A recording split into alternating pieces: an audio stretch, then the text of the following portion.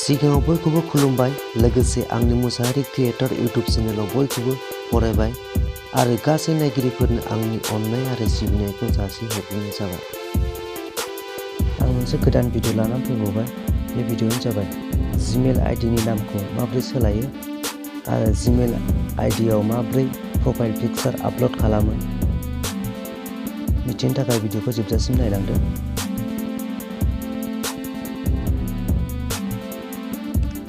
सिगाङाव जिमेल एप्सखौ खुलिनानै लाग्रोनोसै। बिनि उनाव बै लग'आव मेनेज योर गुगल एकाउन्ट,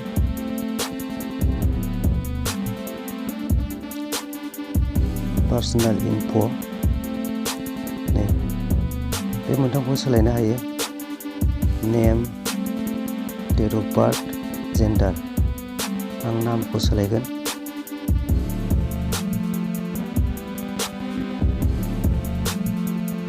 ओंखारबाय।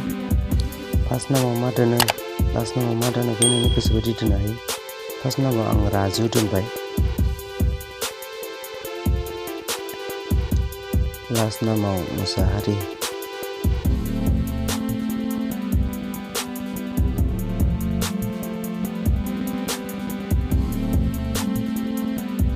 सेबाव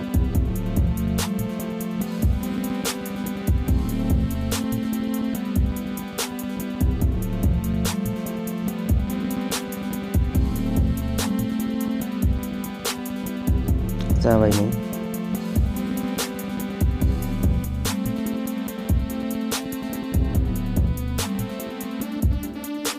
जाबाय नै, ओंखारखाबाय। सोलायबाय आरो दानि प्रफाइल पिकचार दोननोसै। बावनो थांफिनबाय, नैबे लग'आव थुनानै होबाय। सस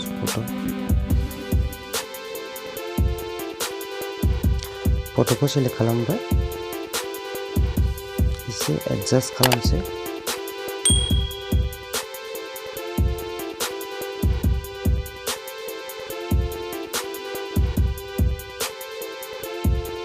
जाबायबो नै, फट'आबो थाबायानो।